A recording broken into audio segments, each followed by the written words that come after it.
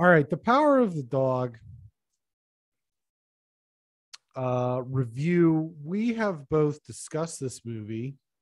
I think it's been in both of our media recommendations at one point, but we've never done a formal review. And I said to myself and to you, I cannot watch Drive My Car. We originally planned to review Drive My Car this week, and I can't watch a 3-hour movie in Japanese with subtitles, which is not a Japanese with subtitles thing, because I love Japanese movies and I don't have a problem reading subtitles.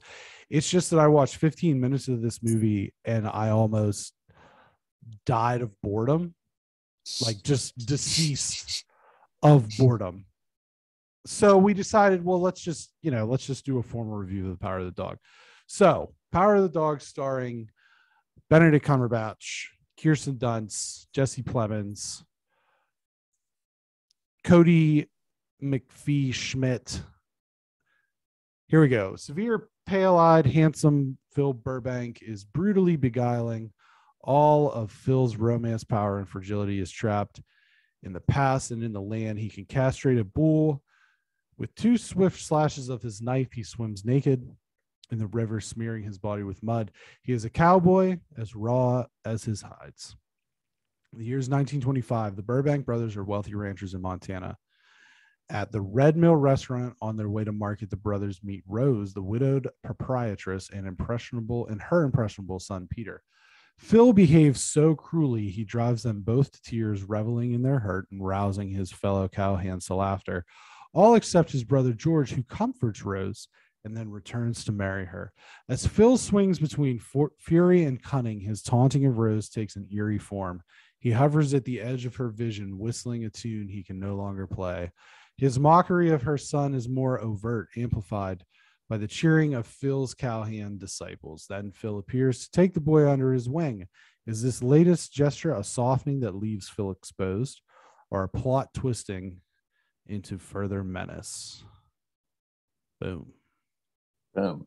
So, spoiler free, what was your, this leads as of now is blowing all the other films out of the water in terms of the award scoreboard. I mean, it's definitely good. It's definitely like catering towards that crowd, the Oscar crowd. It digs deep. It's got this, this mother-son relationship. It has the alcoholism turn. It has all these things, that I think kind of scream Oscar candidate. It has, a twist, all those kind of things. It's a little long in the tooth. I will say that. I do think that it goes maybe 20 minutes longer than it probably needed to. That's probably my biggest fault with the movie. The twist is good. The acting's spectacular. I will say that 100%. The acting is great. Obviously Jane Champion's like, a great director and knows what she's doing when she's doing things like this. And Benedict Cumberbatch, it's fun to see him, obviously he's done many different things, but when you just see him doing Doctor Strange, and then he comes and does something like this, it's pretty wild, but he's a great actor. So I think, spoiler free, it's a good movie. It's definitely like Oscar baity in a way, like it's really shooting for that, which a lot of times that means it can still be a good movie, but a lot of times it also means it usually goes a little longer than it needs to. And there's some stuff that you can definitely be like, well, that was the Oscar tape or something. Yeah. He plays, and I've said this as part of the media recommendations when we talked about this, he plays a great prick. Yeah. Like he's great at being not like an aggressive, like not like a verbally or physically aggressive, but just a very passive aggressive, just like dickhead. Right. And I think that's probably the defining sort of thing with this character.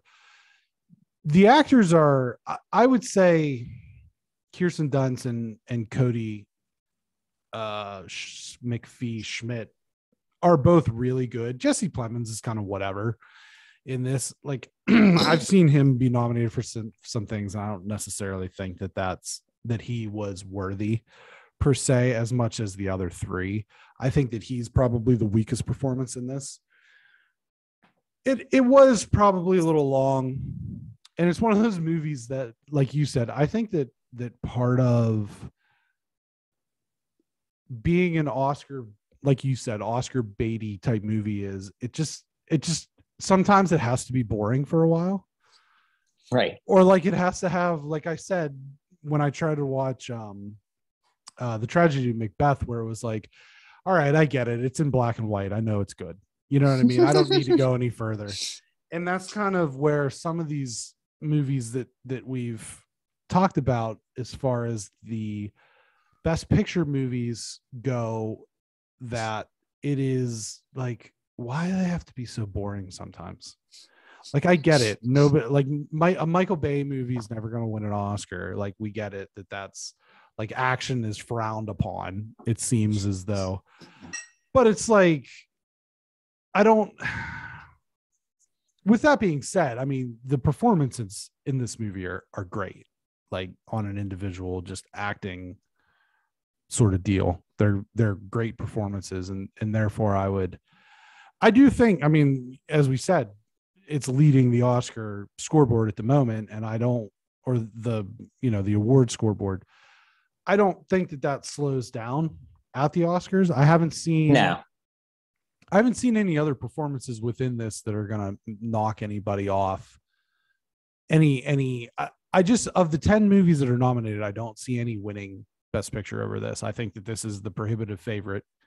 I don't see any that I think will win. I think I definitely saw a better movie than this.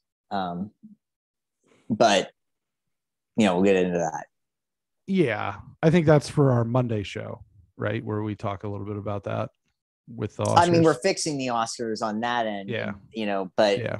On this end, I just think like I just see a movie that, definitely encapsulated a time and something better. But I'll get into my media recommendations. Sure. I'll okay. Spoil that out. Yeah.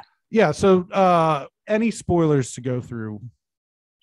I mean, just the way the twist kind of works at the end. I mean, I don't know how many people, but and that's only to me, that's the only real main spoiler, is just you're hearing the whole time about the way the cows have, the disease, anthrax, and you're hearing that, and you're hearing that. And so, it's going to happen, something's going to happen with anthrax, not to sound weird, but to me, it was almost like the rat in The Departed, and to me, that's, as much as I thought this movie was good, I definitely don't think it's great. Because we kind of know what's going to happen a lot before, something's bad's going to happen. It's not even bad in a sense because it happens to a guy who's not a good guy. Right. And so, as much as we like Benedict Cumberbatch, it's like you said, he plays being a prick to a T. Yeah. And so, his timely death is not just, something you foresee. It's something that's warranted and needed to happen for people to kind of move on. And right. So, there was a whole point, the whole thing about him, like, getting after the boy for being, maybe peeking on him when he was in the river. Sure. And all this stuff. And then you kind of find out that, he had a little crush, a little fling with this, to realize that maybe he had something going on too. And, the gay cowboys, that's it's been done. Oscar. Yeah, we've done gay cowboys. Right. And I can't forget you. I can't quit you. Is that it? I can't quit you. I can't remember that. It's been a while since I've seen that movie, but yeah, it was the gay cowboys. That's fine. it is what it is. It's just, I think there was a thing where this movie could have gone a different direction and been great, but they kind of stopped and just to let us play into this.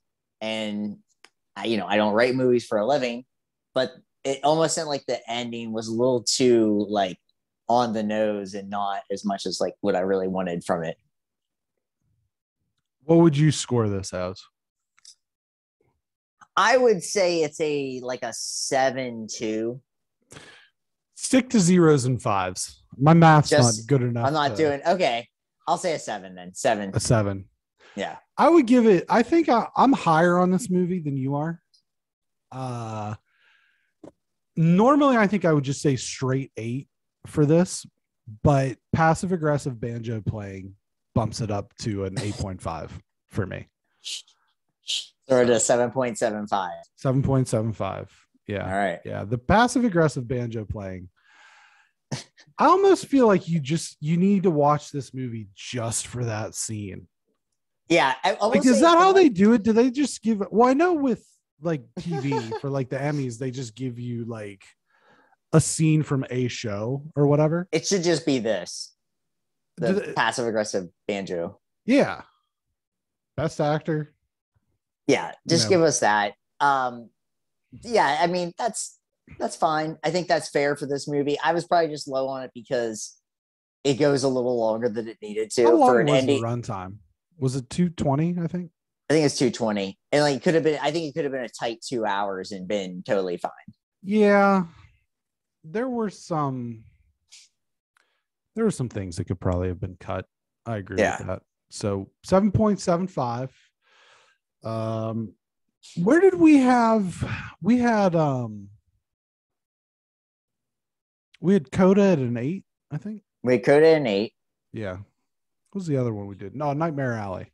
Nightmare Alley. That one was like 6.5, I think. Yeah, that was a little low for us. Not great. Not great. Not great. Yeah.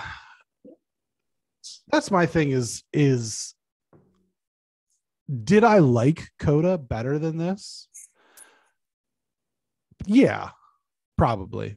But is this a better movie than Coda is? Yeah. Yes. It is. It is one of those weird things. That's a good way to describe it. But that's also just, do I like, a lot of things more than Power of the Dog? I mean, I'd rather watch a James Bond movie any day of the week over this ever again. And, structurally, I don't know if I agree with that, but I just mean for me personally, though. I'm talking like my own personal taste on stuff. So. Right. But this is one of those movies that it's like, there's no rewatchability for a movie like this. No. Unless Bill Simmons, Sean Fennessy, and Chris Ryan are not doing this as a rewatchable anytime. Yeah. Yeah. I mean, that's the thing. And that's the thing about a lot of Oscar movies is there's not a great deal of rewatchability within those. So there's that. But moving on,